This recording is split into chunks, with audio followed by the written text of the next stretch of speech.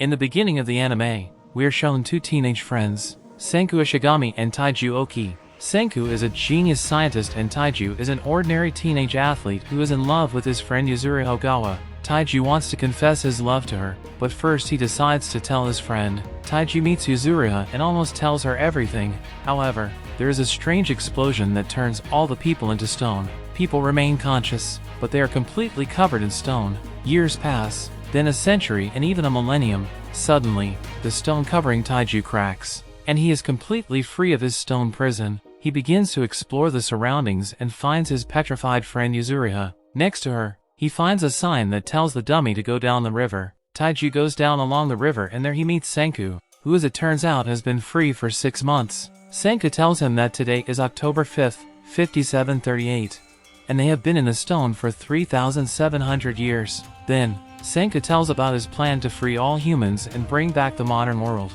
Taiju takes on all the hard work, and Senku takes on all the development and testing. It turns out that Senku has partially solved the secret of stone defrosting, which involves getting nitric acid on the stone, which is produced by mixing bat droppings and water. However, further tests got him nowhere.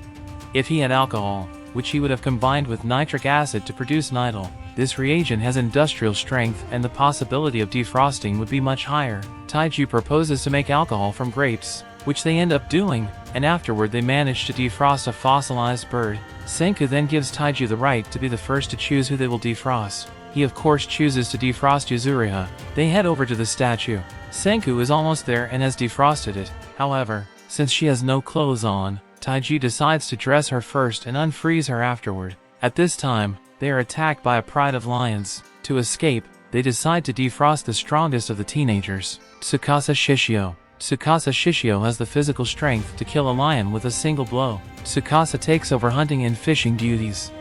In the evening of the same day, Tsukasa tells a story, with which Senku knows that Tsukasa is against defrosting adults, as they with their greed and avarice can ruin this new, pristine, stone world. Therefore, he is in favor of reviving only the pure-hearted youths, and killing everyone else. Then he tears off the stone head of an adult, thereby killing him. Senku of course disagrees, as his goals are to unfreeze absolutely everyone and bring back this modern world. Taiju shows up next with a full bottle of liquid to unfreeze Yuzuriha. Senku says that the liquid is too little, so he also asks to bring more. Tsukasa intervenes and stops Taiju, says he'd better go since he's faster. At this point, Senku realizes that Tsukasa is trying to understand the composition of the reagent, to defrost only a select few people. Once Tsukasa is gone, Senku also tells the whole truth about Tsukasa. Next they unfreeze Yuzuriha, and afterwards Senku offers two options to survive. The first is to try to defeat Tsukasa, or the second is for Taiju and Yuzuriha to run away and settle somewhere far away. However, Tsukasa shows up. Taiju steps in to defend. Senku at this time shoots at Tsukasa. However, the latter catches the arrow and also kicks Taiju away. Tsukasa then decides to leave Senku and the company to go survive. Senku realizes that in order to win, they must further develop their technology. They head to the hot springs to collect sulfur, then make gunpowder and kill Tsukasa before it's too late. However, Tsukasa has figured out Senku's plan. He realized what they were up to and went to stop them. Then, while Taiju and Yuzuriha are recovering in the hot springs, Senku manages to gather all the ingredients for the concoction and makes gunpowder. This will be a bargaining chip when negotiating with Tsukasa. Then there is an accidental explosion due to a spark from a rock while tamping the gunpowder. But Senku is satisfied, as the mixture turned out to be very powerful. Afterward, Yuzuriha notices a smoke signal. They decide to make a few more explosions to make sure that this signal is not nothing. However, Tsukasa arrives and captures Yuzuriha. He threatens to kill her unless Senku hands over the recipe for the petrification liquid. He even cuts off Yuzuriha's hair, after Senku tells her about the recipe. However, Tsukasa decides to kill Senku since he will still be dangerous in the future. Tsukasa stabs Senku in the neck and he falls breathlessly. An angry Taiju grabs a rock and throws it upwards. At this time, Yuzuriha grabs a powder bomb and throws it over Tsukasa. The fallen rock creates a spark and everything around it explodes. At this time Taiju grabs Senku and together with Yuzuriha they run away. Next we are shown Senku's flashback of how he unfroze in his encounter with the monkeys, in which he proves that bald monkeys are the smartest. He sewed his own clothes, made tools and built a house. Then we are shown the moment Senku found the fossilized Taiju, which he defrosted by dragging his statue into a cave with nitric acid. Meanwhile, in the real world, the guys try to revive Taiju and find a small fossil on his neck. It turns out that removing the fossil partially heals the wounds. Senku comes to his senses and praises the guys for being able to save him with just one gesture of the fossil on his neck. Senku realizes that Tsukasa thinks he's dead and wants to take advantage. He suggests that Taiju and Yuzuru join Tsukasa's team to thwart him from the inside, while he finds the people who made the smoke signals. In the meantime, Tsukasa finds Kahaku, who saw Tsukasa take a young man hostage and then kill him. Because of this, she violently attacks him. However, Tsukasa throws her back with a punch and cuts down a tree on her. Senku then appears and saves Kahaku by lifting the log with science. Kahaku then offers to help in the fight against Tsukasa, and she also agrees to introduce him to other people. On the way, she decides to get hot water for her sick sister Ruri. Senku packs a cart, and they set off on their journey. However, it crashes right in front of the village where Kahaku lives. At the entrance they are met by guards Kinro and Jinro who refuse to let the stranger through. But Senku blows bubbles and the guards, surprised, decide to flee. Then Chrome appears, a brilliantly clever sorcerer who starts to show tricks with fire. Senku solved all these tricks in a couple of seconds. After, Chrome challenges Senku to a battle of numbers. Senku wins easily. Chrome ends up giving Chrome access to their entire stockpile of minerals and plants. Now their main goal is to rescue Kahaku's sister Ruri. And Senku's hidden goal is to use this village to defeat Tsukasa, but first they need to create an antibiotic. Then Senku tells the plan to make penicillin and then antibiotic. First, they need to collect iron. To do this, they have a magnet that Chrome found. They are also joined by a little girl named Suka. Next they try to melt the iron. However, they need manpower. They send Suka to spy on the inhabitants to understand their desires. It turns out that the majority's dream is this new delicious food. Senku makes a delicious ramen and trades a plate of ramen for a few hours of labor at the forge.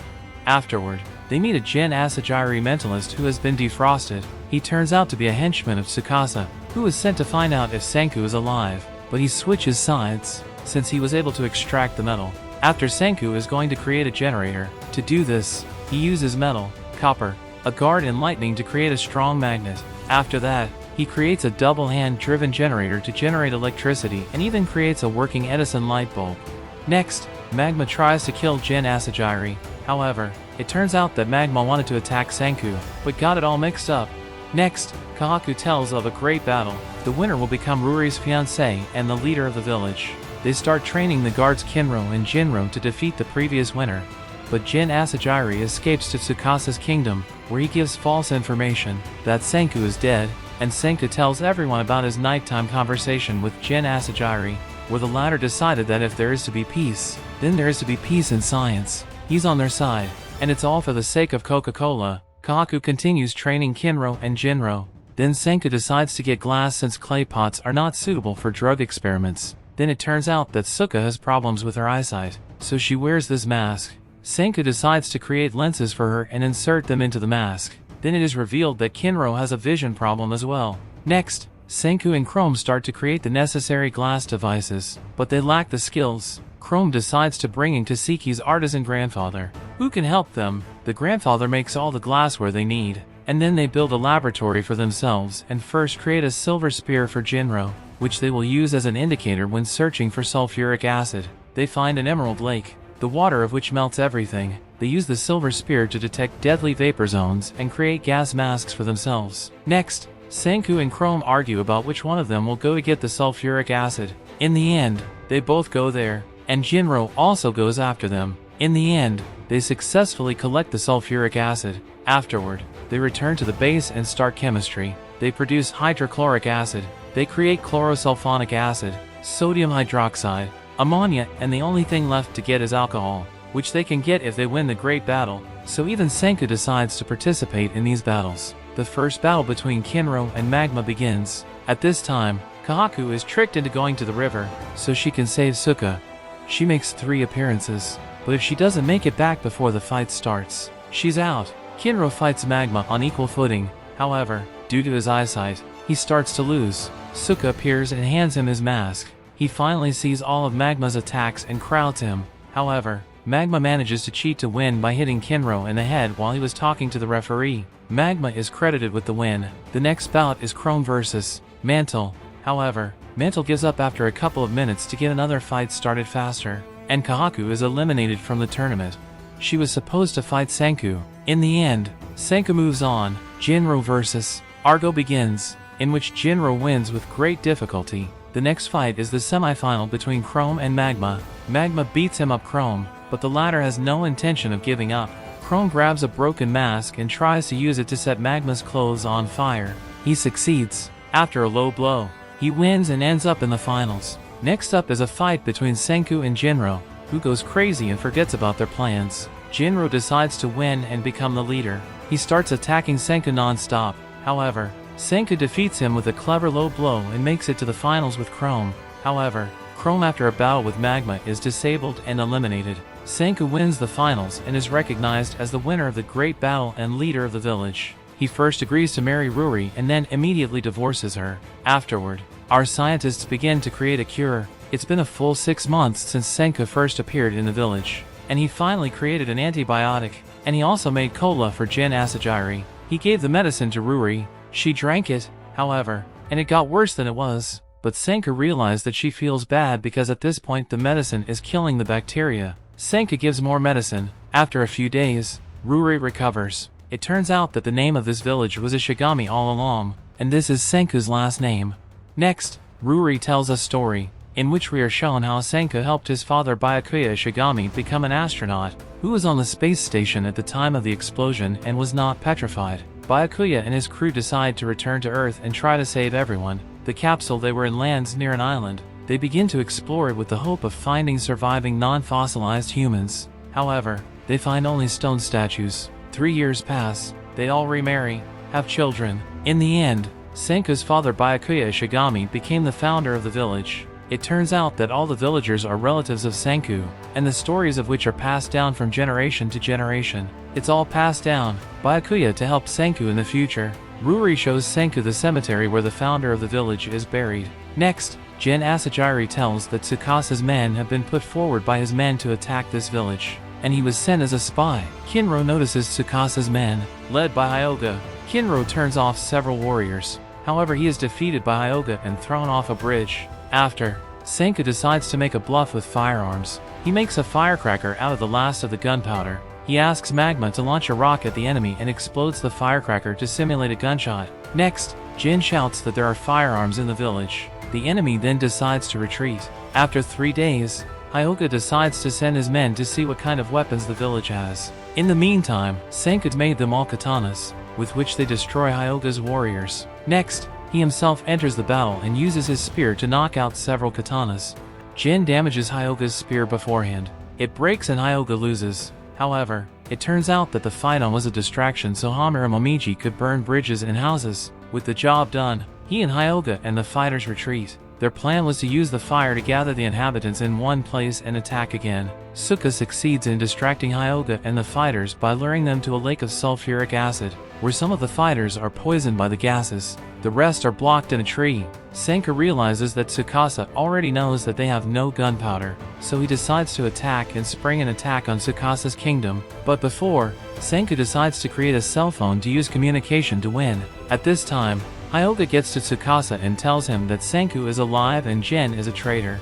Senku realizes that Taiju and Yuzuriha will be used as prisoners and that they have only a couple of months before Tsukasa attacks. Senku begins to push hard towards their goal of creating a cell phone. The first thing they need is a way to make cotton candy, but in the meantime they need practice. And Senku notices that Hamura is following them. He tries to bribe her with cotton candy. Then they create an entire cotton candy machine. Then they create a string of gold and then a long rope. Meanwhile, Chrome and Kaseki created a water wheel to which they connected a generator and thus created a hydroelectric power plant. Now they have a lot of free electricity to store, for which they created an emulator. Then they create a machine to blow up the furnace and start preparing for winter by gathering supplies. Then they go deep into the caves for rare minerals. Next, they set about creating a vacuum radio lamp, which will be the heart of the cell phone. Then they celebrate the new year and find tungsten, which is exactly what they need for the vacuum lamp. However, it is too scarce, so Senku, Chrome and Magma go to the caves to collect tungsten. Senku and Magma also accidentally fall into a shale hole, from which they get out with the help of water and Magma's power. Next they find a deposit that contains a bunch of minerals. They get tungsten and also a bunch of other minerals. And when they return to Senku village, there is a surprise. It's a space observatory, since it was his birthday. According to Senku's plan, The first thing they do is create the heart of the cell phone, a vacuum lamp, then plastic for the skeleton, a microphone for the vocal cords, and gold wire for veins. Then Senku went chemically to create tungsten paste,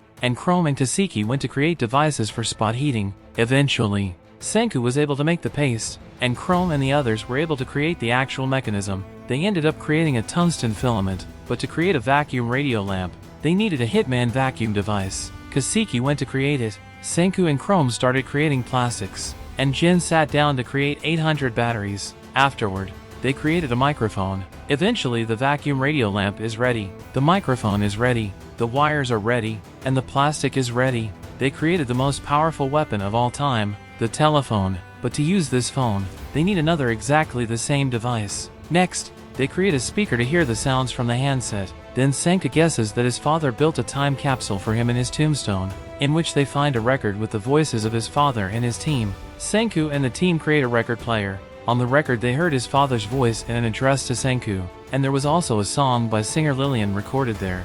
In the future, Senku promises to show the power of science, and we are also shown Taiju and Yuzuriha looking forward to meeting Senku. Tsukasa and Hyoga continue to resurrect their warriors to defeat the Kingdom of Science. This concludes the first season of the anime. Thank you for watching.